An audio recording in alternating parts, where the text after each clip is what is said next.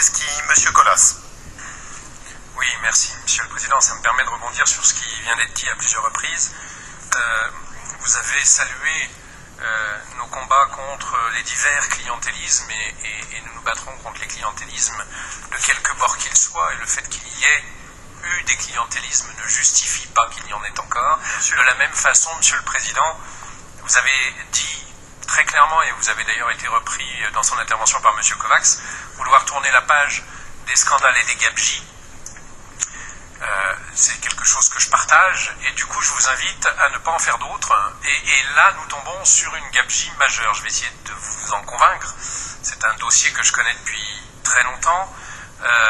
Je ne vais pas vous relire toute mon argumentation qui est suffisamment longue dans l'amendement, mais je voudrais insister sur quelques petits points. L'objectif de cette autoroute A45 a toujours été et est toujours de permettre de raccourcir un temps de parcours en voiture entre l'agglomération de Saint-Étienne et l'agglomération de Lyon. Or, tous les experts depuis très longtemps ont expliqué que ce n'était pas possible pour le simple principe des tuyaux et des entonnoirs. C'est-à-dire, vous pouvez grossir à volonté les tuyaux intermédiaires, quand au bout vous avez deux entonnoirs, de toute façon le liquide sera bouché à l'arrivée et le bouchon sera de plus en plus important plus le tuyau intermédiaire est grand, puisqu'il y a toujours la taille des entonnoirs. Et nous avons effectivement deux entonnoirs, un sur l'agglomération de Saint-Étienne et un sur l'arrivée sur l'agglomération lyonnaise, quel qu'il soit. Le deuxième objet, c'est du coup celui des efforts. Ce projet d'autoroute A45 est chiffré aujourd'hui, enfin il a été chiffré en 2006 à 1,2 milliard d'euros. Par hasard, il est toujours chiffré à 1,2 milliard d'euros, alors que l'indice BTP selon l'INSEE a pris 20%. Et il était déjà estimé en 2006, sous-estimé par bon nombre d'experts qui pensent que le prix de l'autoroute tourne plutôt autour de 30 millions d'euros du kilomètre, vu les reliefs et donc les ouvrages d'art qu'il faudrait construire. Cela dit, ce qui m'importe moi le plus, c'est si nous commençons à mettre le doigt dans cet engrenage, on va se rendre compte, si jamais on construit cette autoroute, qu'avec les deux entonnoirs au bout, on n'a pas trouvé de solution. Et donc il va falloir rajouter un contournement autour de Saint-Étienne, puis il va falloir rajouter une augmentation de capacité sur la 450, puis un nouveau raccordement à la 7, puisque c'est là qu'est le problème majeur, avec un deuxième pont sur le Rhône, bien évidemment, et peut-être même un troisième, si d'autres infrastructures se fassent, et que du coup il y a quand même plusieurs centaines de millions d'euros en cascade qui risquent de tomber derrière. Et puis enfin, je suis inquiet pour comparer ce projet à d'autres qui ont eu lieu en France. Je pense à la 65, Boulongon, ou à la 89, plus proche de nous, sur les prévisions de trafic, puisqu'en fait, on a trouvé un concessionnaire qui accepte de mettre 355 millions d'euros dans le projet, puisqu'on lui a dit qu'il aurait 70 000 véhicules jour qui paieront le péage. Assez cher d'ailleurs. Ça correspond à une somme non négligeable pour ceux qui vont prendre la voiture. Sauf que quand un média a interrogé, je crois il y a 8 ou 10 jours, la population empruntant la 47, les gens répondent, mais moi s'il y a une autoroute gratuite, une autoroute payante, je prendrai l'autoroute gratuite. Surtout si le temps de parcours est le même, puisque les bouchons à l'arrivée seront les mêmes. Et donc 75% des gens, sauf ceux qui effectivement se font payer leur déplacement par leur employeur, ont dit qu'ils ne prendraient pas la 47, et donc les trafics seront bien plus faibles. Du coup, le concessionnaire ne sera pas à l'équilibre, loin de là, et avec la clause de déchéance, demandera encore plus d'argent public pour combler son déficit. Mais ce sera a posteriori, et donc là, nous ne pourrons plus dire non. J'avais dit dans le débat d'orientation budgétaire qu'on oubliait aussi de dire que cette construction d'autoroute entraînerait une perte de recettes de 10 millions d'euros par an à la région.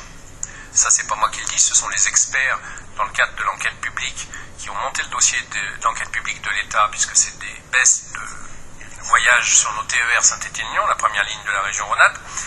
Et je pense qu'il faut quand même dire qu'il y a des alternatives. La première des alternatives, c'est la requalification de l'autoroute existante, puisque c'est quand même le cas. Il existe une autoroute, c'était la première de France, et on veut en construire une juste à côté. On a su le faire. Bizarrement, en 98, on a requalifié entre Saint-Chamond et Saint-Étienne, ça n'a pas posé de problème. Les travaux de requalification, pour un certain nombre, sont d'ailleurs déjà en cours sur la partie Saint-Chamond-Lyon, enfin Saint-Chamond-Givors, on va dire, et je pense que c'est une nécessité. Ça a été chiffré bien moins cher en termes d'argent public que l'autoroute A45.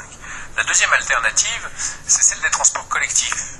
Plutôt que de vider nos trains, il faut qu'on développe un vrai réseau de RER dans l'agglomération lyonnaise, puisque ça c'est vraiment un manque de l'aire métropolitaine lyonnaise, qui a un très bon réseau de transport public intra-urbain, avec un métro et un tram très développés, mais l'aire métropolitaine est bien plus large que ça et il nous manque un vrai réseau de RER. C'est pas non plus moi qui le dis. J'ai été heureux d'apprendre il y a un an, je crois, qu'un certain nombre de vos collègues, dont le maire d'Oulin, François-Noël Buffet, défendaient un vieux projet que j'avais en tête, du RER sud-lyonnais, qui est un élément d'alternative à la 45, puisque les gens qui prendraient cette autoroute ou qui prennent aujourd'hui la 47 viennent pas seulement de Saint-Étienne même, mais du plateau mornantais, des coteaux du Jarret, de toute l'agglomération stéphanoise, et voire de la rive droite du Rhône pour rejoindre Lyon. Et donc il y a un enjeu à faire ce réseau-là, dans la mesure où en plus, cerise sur le gâteau, si on développe la ligne Saint-Étienne-Perrache, qui aujourd'hui est sous-utilisée, si on prolonge la ligne Brignais jusqu'à Givors et sur la rive droite derrière,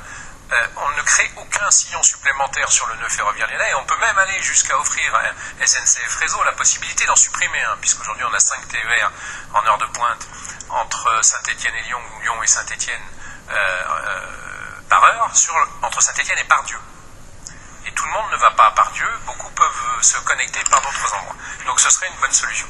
Pour toutes ces raisons, nous vous demandons donc de retirer l'article 6 du rapport, du gras du rapport, qui engage 100 millions d'euros de la région en autorisation de programme sur cette autoroute A45 qui me semble être une gabegie comme